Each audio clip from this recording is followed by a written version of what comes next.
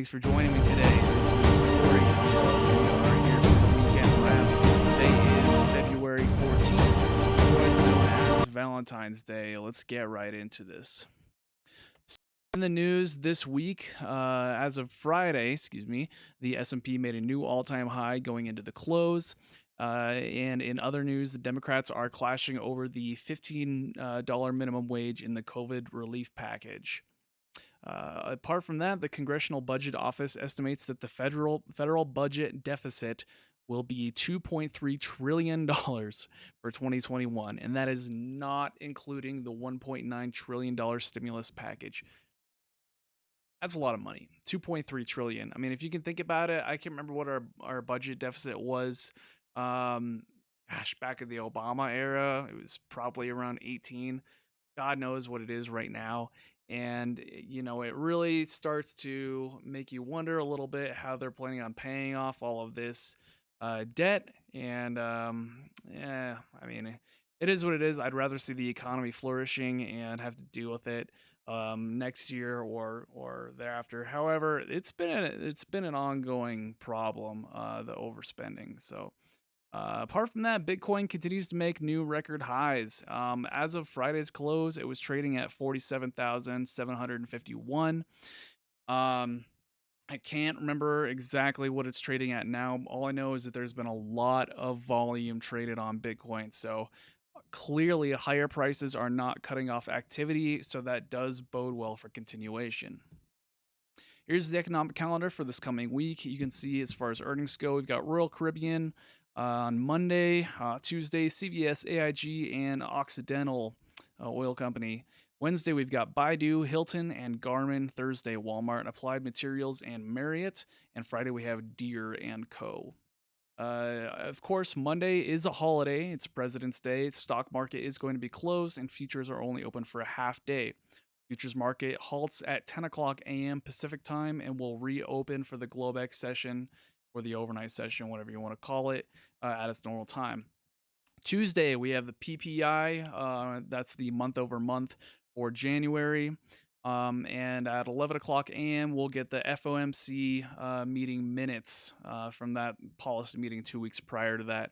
I'm not really expecting any huge changes in the interest rates. I think they're going to keep rates pretty much as low as possible until we've, really come out of the economic slump. Thursday, we have initial jobless claims at its normal time, 5:30 a.m. It's forecasted to be 750,000. Last week, we had $779,000. Also, you can see on this right column right here, I did add basically what all of these economic indicators mean and how to read them basically. So if you're not familiar with like the PPI or initial jobless claims, the Philly Fed index, that kind of stuff, it says it all right here and what, how to make sense of it all. We also have building permits on Thursday, as well as the Philadelphia Fed Manufacturing Index and crude oil inventories. And last week we did have a draw at negative 0.658 million barrels. That's at 8 a.m. Friday, lastly, we have existing home sales for the month of January. So here's Friday's close. Sorry, my picture came out a little bit grainy. I'm not sure why that is. But you can see that we took out the previous all-time high right here. And let's see if I can get my drawing tool out here. So here's the, maybe PowerPoint doesn't want to let me draw on it. Anyways, so you can see this massive spike here on the close, very high volume. We had a trend line coming down from right here, and you can see right when we opened up, the buyers broke right through that trend line. We came back, retested it, and pushed higher. So again, here's the previous all-time high. And so what I was looking for was for us to build value up at these higher levels. Anytime you close on a spike, value has yet to be determined. So you have no idea if the market is going to accept that spike or not. So it really needs to, needs to balance or better in the following session if you close on a spike. And we'll see here in the overnight session, we have found balance. So basically what I was saying was if we fail to hold above the previous all-time high around 3,600, we're likely to get a substantial sell-off and retest Friday's POC. So basically what I was saying, if we came back and retested this previous all-time high and failed, we would likely trade all the way back to Friday's POC and God knows how much lower. However, if this level holds up here and we hold above the previous all-time high, then we're likely to continue seeing higher prices. So here's the overnight session thus far. Here is the market profile in this little box. So you can see that we open up really strong and we are holding above Friday's high, not just the previous all-time high right here, holding above Friday's high. So that is really, really strong. We also have a poor high building up here right now around 39.50. Don't know if that's been taken out yet. And the strong buying here suggests that we're going to be likely to gap up tomorrow. So that is certainly good for higher prices.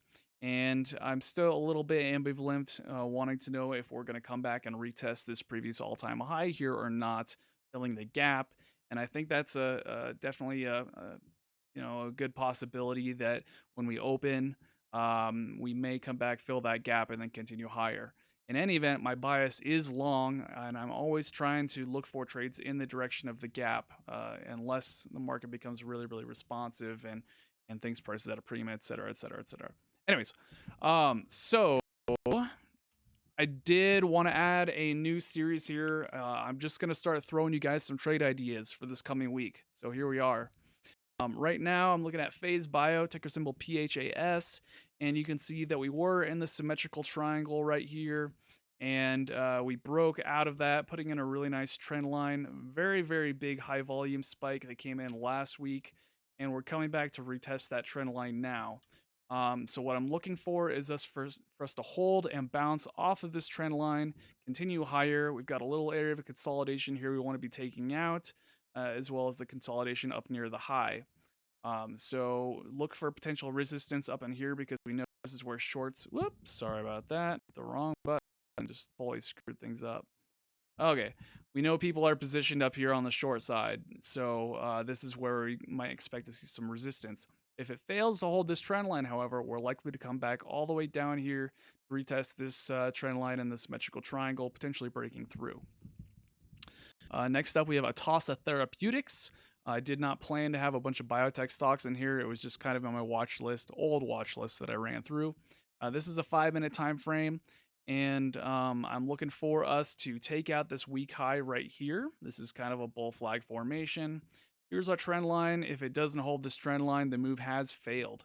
I really want to see us take out this weak high, retest this level right here just above $4, and then take out the previous pivot high here, looking for $5 or better. So again, if it fails to hold that trend line though, or even if it really takes out this low right here in the bull flag and trades through that, it's likely to continue lower. Next up, we've got Neo. This is looking pretty good. It's been a pretty hot stock lately, and if you have the opportunity to get in now, you have a good chance of seeing a pretty good move on it. We've got plenty of room to the upside here. All these different levels, and anyways, we've got plenty of headroom. That's the only thing I'm trying to say. So I'm looking for us to continue to bounce off of this trend line, retest 61. We do have a bit of a weak high right here, and then come back up, take out this area of consolidation. And again, we have another weak high right up here, just below $65. And here is our pivot high. This spike from what is that? The 11th. So this is the big move from last week when volume was really high. Yes, and again, if we fail to hold this trend line, then the move is invalidated. You want to get out. So all right, so our key takeaways. As far as the S&P goes, my immediate bias is long, and we'll be monitoring for acceptance above this previous all-time high, just below 3,600. So we want to see Friday's spike confirmed, although arguably it's already been confirmed here with the overnight session. We'll want to watch to see if the market does try to fill the gap and retest the previous all-time high. It's high probability of that happening, basically. So I want to see balance on the open or a retest of the previous all-time high, and then it continue higher. So again, my bias is long. Other primary catalyst to watch for this week is the COVID relief package. So I know Pelosi was really trying to get that thing crammed out within 2 weeks. That was about a week ago. Also, we want to keep an eye on crypto just to see how Bitcoin is performing because that's really the hot commodity right now. Anyways, that is it, guys. Thank you so much for tuning in. I really appreciate you guys' support, and we'll see you tomorrow morning. My I may not be on before the open tomorrow because my account is switching from my Combine to live via Top Step, and they cut off my data when I pass my Combine. So hopefully I'll be on before the open tomorrow. If not, we'll just talk about some stock setups and some other good stuff. So again, thank you guys so much for tuning in, and we'll see you tomorrow. Trade well.